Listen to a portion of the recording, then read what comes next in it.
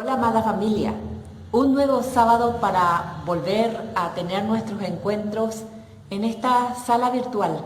Qué bendición contar con la tecnología. Así es que para esta prédica del sábado 18 de abril tengamos Biblia a mano, lápiz, cuaderno y ya estamos listos para una nueva prédica dentro de la serie del Sermón del Monte. Sal, luz y ley. Mateo 5, versículo 13 al 20.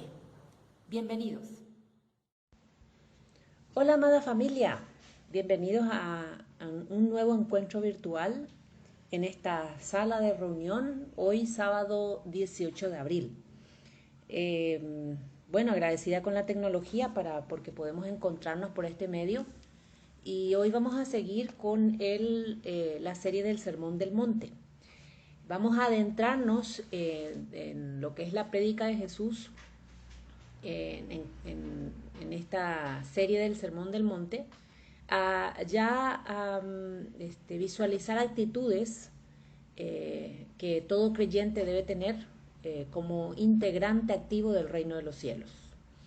Vamos a predicar hoy, proclamar la palabra de Dios más bien desde del Mateo capítulo 5, versículos 13 al 20. Como en nuestras Biblias viene con subtítulos, estos subtítulos que fueron agregados para mayor comodidad del lector, entonces en la proclamación de la palabra también voy a hacer respetando esos subtítulos, de manera que nos podamos concentrar en cada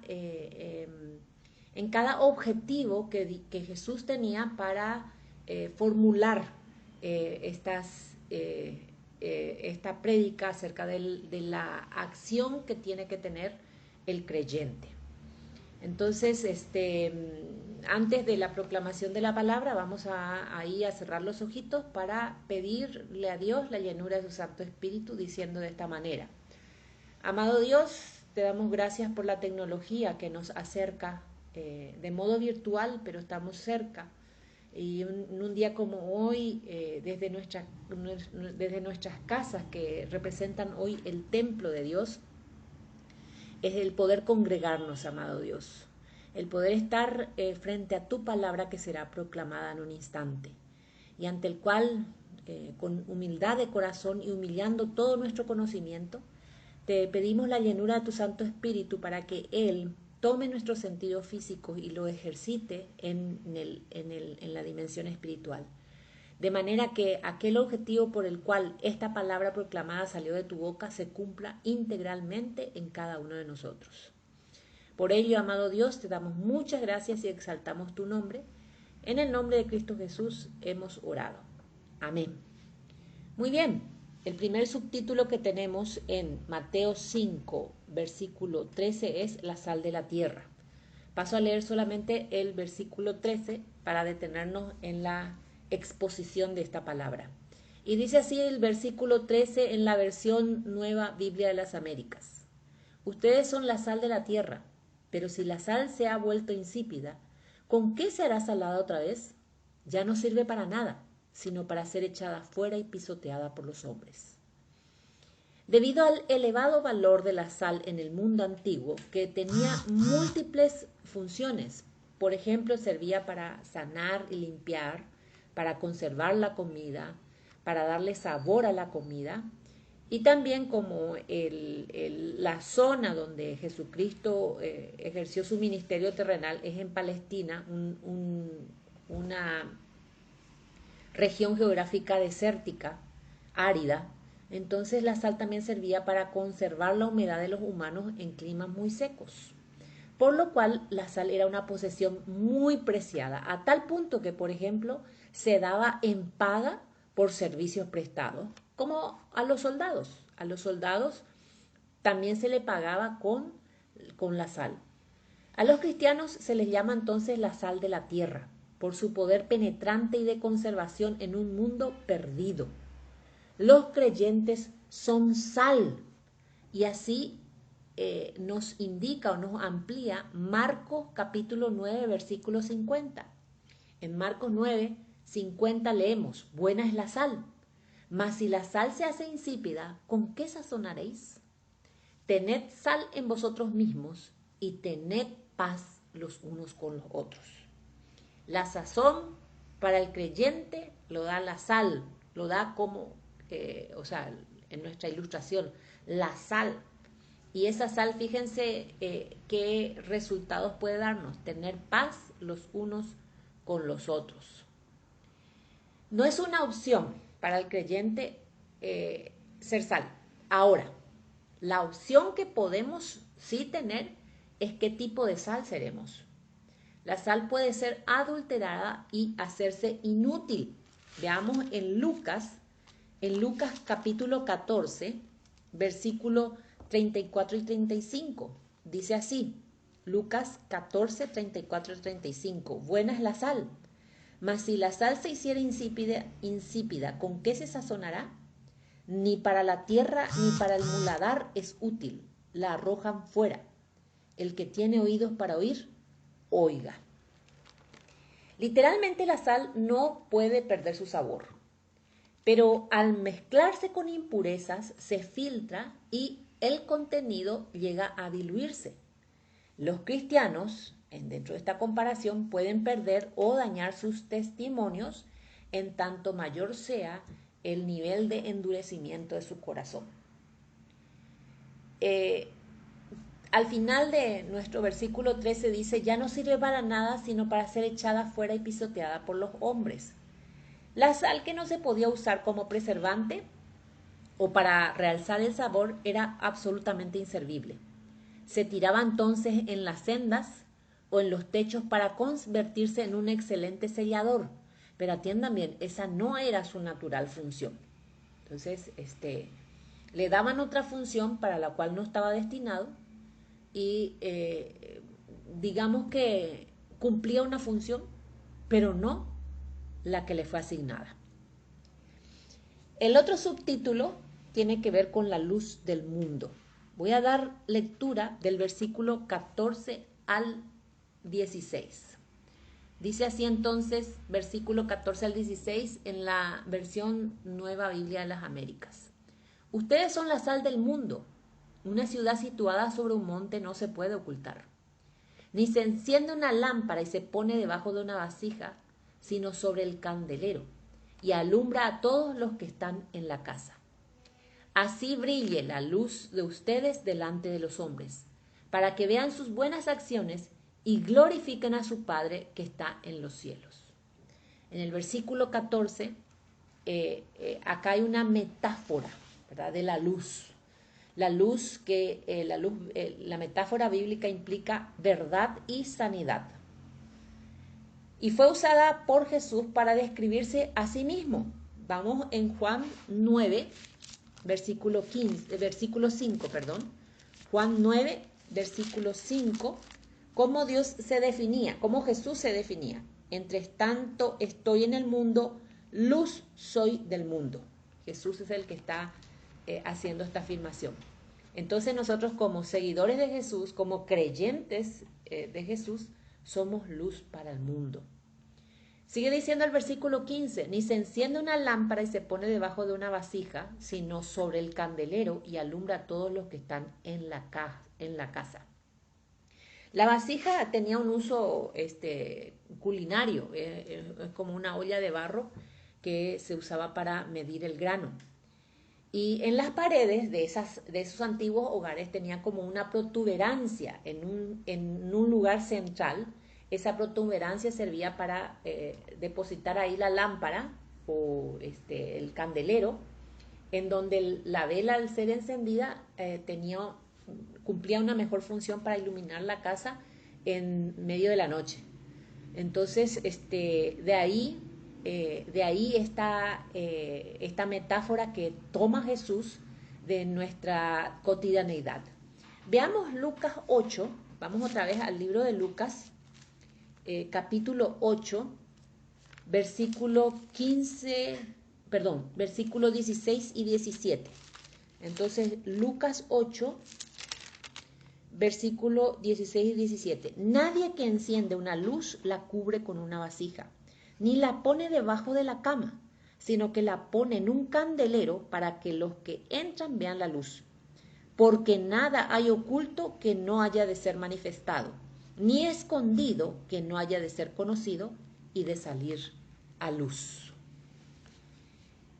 Finalmente, dice en el versículo 16 con respecto a la luz del mundo, así brille la luz de ustedes delante de los hombres, para que vean sus buenas acciones y glorifiquen a su Padre que está en los cielos. El estilo de vida de los creyentes debe traer gloria y honra a Dios. Los creyentes deben comprometerse con una sociedad malvada, pero no ser parte de ella.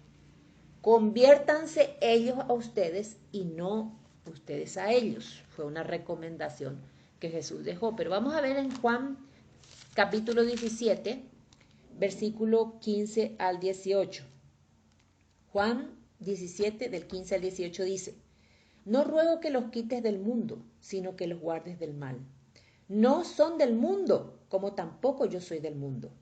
Santifícalos en tu verdad, tu palabra es verdad. Entonces de ahí la función, la acción primordial que tenemos nosotros los creyentes. No ser parte del mundo, sino ser luz para el mundo.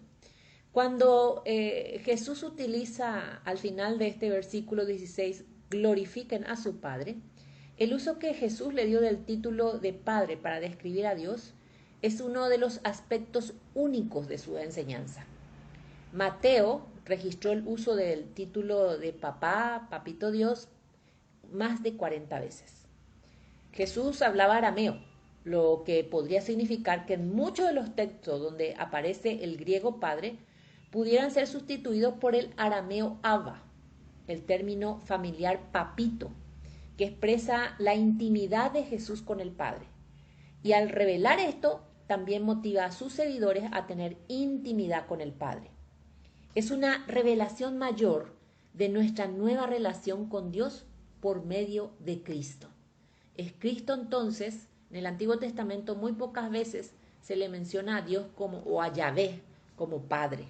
Pero Cristo sí, al venir a hacer el cumplimiento de la ley, nos demuestra y nos trae esta relación que Él sella con su señorío y salvación en nuestras vidas. Finalmente, vamos a tocar el tema de la ley. Jesús y la ley, dice el subtítulo. Y paso a leer el versículo 17 al 20 para luego ir desmenuzando. Dice así desde el versículo 17 al 20. No penséis que he venido para abolir la ley o los profetas. No he venido para abolir, sino para cumplir.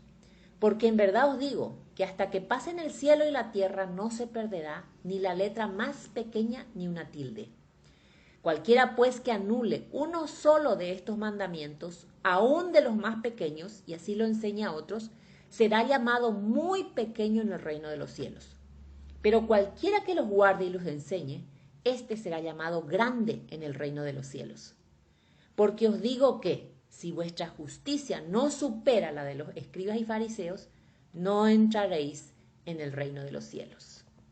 Vamos entonces a escudriñar ahora este pasaje poderoso que los estudiosos denominan cristológico. A la luz del respeto judío por la ley escrita y oral.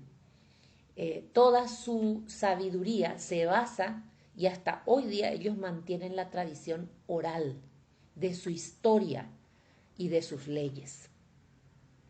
Los capítulos 5 al 7 de Mateo es una revisión de la actitud hacia los creyentes humildes, pero también es un certero verdugo del orgullo de los legalistas, con pretensiones de superioridad moral. Jesús se dirigió tanto al hombre interior como a su realidad física. El pecado siempre se inicia con la idea. Aquí directamente apunta a esos religiosos muy estudiosos de la ley que sabían exigir y poner cargas a sus semejantes, pero ya no eran capaces de cumplir con tal carga. Entonces, de ahí que nuestro material menciona el orgullo de los legalistas con pretensiones de superioridad moral. actitud que hoy día no estamos exentos. Vamos al versículo 17, dice: no penséis que he venido para abolir la ley o los profetas. No he venido para abolir, sino para cumplir. El contexto de los versículos 17 al 20 es una declaración que afirma la inspiración y la eternidad del Antiguo Testamento. Cuando él menciona la ley o los profetas, entonces Jesús se basa en lo escrito, en lo estipulado en el Antiguo Testamento. Y él mismo representa ahora el cumplimiento de ese antiguo pacto, el que queda abolida por el nuevo pacto, que es una persona, Cristo. La idea central aquí es que es la incapacidad del antiguo pacto para hacer al hombre justo frente a Dios, y la interpretación impropia e incompleta de los maestros de la ley, de los rabinos, de esos textos bíblicos. Jesús extendió el alcance de la ley del antiguo pacto a los pensamientos. No solamente incluía las acciones, sino la motivación de esas acciones. De ahí que no se logra la verdadera rectitud a través del antiguo pacto. Esta dificultad será cumplida por Cristo mismo y será expresada en la comunidad de fe de arrepentidos creyentes a través de la justicia que es por la fe. Cristo cargó todos estos pecados nuestros, pasados, presentes y futuros, en la cruz. Y a través de él, entonces, la conformación de una nueva comunidad. Su iglesia, aquella que tiene libre entrada al Padre porque el velo ha sido rasgado, pero que implica una declaración genuina y profunda de que Jesús es mi Señor y Salvador. Sigue diciendo el versículo 18, porque en verdad os digo que hasta que pasen el cielo y la tierra, no se perderá ni la letra más pequeña ni una tilde. ¿Por qué menciona como testigos al cielo y la tierra? En el Antiguo Testamento fueron usadas como los dos testigos requeridos para confirmar las declaraciones de Dios. Son aspectos de nuestro mundo que permanecerán mientras esta era permanezca. Y cuando menciona ni la letra más pequeña ni una tilde, se refiere al alfabeto hebreo. La letra más pequeña del alfabeto hebreo es Yod.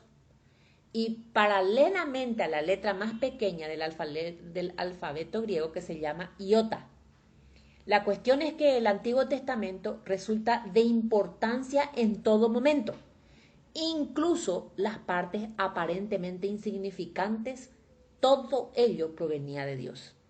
Sin embargo, el Antiguo Testamento se cumplió totalmente en la persona, obra y enseñanzas de Cristo. Dice el versículo 19, cualquiera pues que anule uno solo de estos mandamientos, aún de los más pequeños, y así lo enseña a otros, será llamado muy pequeño en el reino de los cielos. Pero cualquiera que los guarde y los enseñe, este será llamado grande en el reino de los cielos. Este versículo es un claro rechazo al legalismo tradicional farisaico, a la arrogancia espiritual y al dogmatismo sectario. Miren, aquí dice, si ustedes enseñan mal, tendrán su posición dentro del reino de los cielos, como el más pequeño. Pero si ustedes guardan y lo enseñan bien, entonces serán llamados grandes en el reino de los cielos. Hay una prelación aquí muy interesante. Aquí hay un detalle acerca de cómo debemos vivir en el reino de los cielos. Y lo que hacemos aquí, consciente o inconscientemente, bajo el señorío de Jesucristo, tendrá implicancias en la eternidad. Estos detalles vamos a ir desglosando a medida que vamos avanzando en la serie del Sermón del Monte. Finaliza el versículo 20. Porque os digo que, si vuestra justicia no supera la de los escribas y fariseos, no entraréis en el reino de los cielos. Recordemos que la audiencia original de Jesús al hacer el Sermón del Monte eran estudiosos de la ley, sus discípulos, gente muy allegada a él. Entonces, por eso, fíjense lo que les enojó mucho a los escribas y fariseos, porque les comparó, les dijo, cuidado, su justicia, la justicia de ustedes, mis seguidores, mis discípulos, los que aquí me están rindiendo honor, debe superar la de los escribas y fariseos. De otra manera, si no superamos esa justicia, no vamos a entrar al reino de los cielos. Muy, muy interesante, desafiante lo que aquí está Jesús declarando. Fue una declaración muy chocante para los religiosos sinceros, porque hay religiosos sinceros, pero que no alcanzan la salvación. Y más aún para los legalistas, ¿verdad?, que no superan sus propias dificultades. La pretensión de superioridad moral es una plaga común en la humanidad. Esa tendencia intrínseca de compararnos con los demás es un aspecto en nuestro interior que debemos entregarle genuinamente al Espíritu Santo para que Él lo arranque, lo derribe, para que Él destruya ese aspecto que no nos permite una comunión mayor con Dios. En Isaías 29:13, ¿qué dice Isaías 29:13 para ampliar esta parte? Dice pues el Señor, porque este pueblo se acerca a mí con su boca y con sus labios me honra, pero su corazón está lejos de mí y su temor de mí no es más que un mandamiento de hombres que les ha sido enseñado. Está dentro de un contexto muy interesante esta declaración del profeta Isaías. Dice ceguera, hipocresía de Israel. Y el pueblo de Israel fue llamado a ser pueblo de Dios para dar antecedente a los que veníamos detrás. No pudieron. Y el plan de salvación desde el principio era Jesús, que es judío. Nació en una familia judía, dentro del pueblo judío. Entonces Jesús nos da libertad a nosotros los gentiles, o los que no somos judíos, pero somos el pueblo añadido, parte del cumplimiento de la promesa de Abraham para entrar al lugar santísimo con Dios. Y fíjense lo que declara ya aquí, lo que sigue vigente en nuestros tiempos. Podemos honrar de labios, podemos hacer muchas cosas que nos enseñan, pero nuestro corazón no está cerca de Jesús. Y dice acá, y su temor de mí no es más que un mandamiento de hombres que les ha sido enseñado. Podríamos estar dentro de la doctrina correcta y hacer acciones religiosas muy buenas, con buenas intenciones, pero jamás eso va a reemplazar la necesidad de una relación personal que pasa por el arrepentimiento y la fe, el creer en Cristo Jesús. Vamos a ampliar lo que acabo de afirmar con 3 pasajes bíblicos. Santiago 2:19. Santiago 2:19 dice, muy interesante lo que menciona. Dice, tú crees que Dios es uno, bien haces. También los demonios creen y tiemblan. Este versículo que nos tiende a llamar la atención debe ser leído dentro del contexto de la fe sin obras es muerta. Necesitamos siempre un versículo así que nos llama la atención, mirar en qué contexto está puesto. Entonces podemos tener la doctrina correcta. Satanás también sabía la doctrina. Pero dice acá, bien hacemos en creer que Dios es uno, pero también los demonios creen y tiemblan. Veamos Mateo 7 del 21 al 23. Mateo 7 del 21 al 23 dice, no todo el que dice, Señor, Señor, entrará en el reino de los cielos, sino el que hace la voluntad de mi Padre que está en los cielos. Muchos me dirán en aquel día, Señor, Señor, ¿no profetizamos en tu nombre y en tu nombre echamos fuera demonios y en tu nombre hicimos muchos milagros? Y entonces les declararé, nunca os conocí, apartaos de mí, hacedores de maldad. Fíjense, miren, no son poca cosa lo que hicieron estas personas, o lo que aquí Jesús está explicando. No fueron pocas cosas, imagínense, profetizaron en su nombre, echaron fuera demonios, y en su nombre también hicieron milagros. Esto es digno de una meditación profunda para medir nuestro grado de religiosidad o de conversión. El Espíritu Santo mismo da testimonio a nuestro espíritu y que a través de estas palabras el Espíritu Santo dé su testimonio, pero nosotros estemos también atentos a ese testimonio para aceptar nuestra condición actual. Por último, Marcos 1:15. Marcos 1:15 nos dice: el tiempo se ha cumplido y el reino de Dios se ha acercado. Arrepentíos y creed en el Evangelio. Esto ha sido palabra de Dios. Y ahora vamos a orar en base a lo que la palabra nos ha impresionado. Amado Dios, te damos muchas gracias por esta palabra. De pronto ha sido dura, porque confronta nuestra realidad más profunda. Jesús aquí nos invita a ser sal y luz para el mundo, pero nos advierte sobre los peligros acerca de ese buen querer, porque la sal puede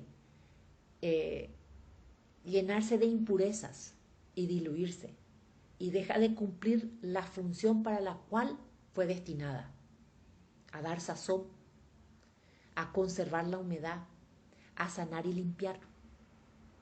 Y puede ser tan deshecha que cumple otras funciones para las cuales no fue creada: sellar los caminos o sellar el techo. Aparentemente está haciendo algo bueno, algo beneficioso, pero no lo que para lo cual fue creado. Señor, guárdanos como creyentes en Jesús de no seguir su dirección, de no seguir su camino, de no impregnarnos de la verdad y aferrarnos a la vida que viene de Él. Hoy también Jesús nos aclaró que somos luz del mundo y que no estamos para ser puestos en lugares donde no cumplimos nuestra función de ser luz, debajo de la cama o tapados por una vasija, sino que puestos en un lugar preponderante para dar luz a todo lo que se encuentra a nuestro alrededor. Habla de las buenas acciones que glorifican a nuestro Padre, entendiendo que el pecado se concibe desde nuestros pensamientos. Esa es nuestra responsabilidad como creyentes. El permitir que el Espíritu Santo escudriñe lo profundo de nuestro corazón, y eso empieza por nuestros pensamientos. Esos pensamientos de culpa, de envidia, de codicia, de avaricia, que solo nos lleva a actos, a acciones que manipulan. Le podemos poner todos los ropajes religiosos, pero si esas acciones no le glorifican a nuestro Padre, no es lo que nos está enviando. Es muy claro Dios, muy claro Jesús al decirnos que no entraríamos al reino de los cielos. Él no vino a abolir la ley, sino a cumplirlo. Él es el cumplimiento de esa ley. Y no va a pasar ni el cielo ni la tierra, quien les puso por testigo de que esos aspectos, lo que Jesús determinó que se cumpla, se ha de cumplir en esta tierra. Amado Dios, fuerte es tu palabra hoy.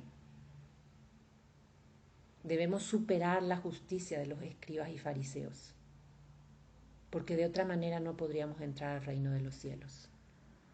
Queremos seguir por la senda que Jesús trazó para nuestras vidas y conocer más acerca de nuestra nueva nacionalidad, que es la de ser ciudadanos del reino de los cielos, para que esas costumbres del cielo son las que establezcamos aquí en la tierra. Ayúdanos en nuestra debilidad. Gracias, Padre, por tu palabra, que definitivamente no sale vacía y cumple la obra que tú estableciste en este día para nuestro ser integral. En Cristo Jesús, en acción de gracia y con gozo, hemos orado en esta reunión Río. Amén.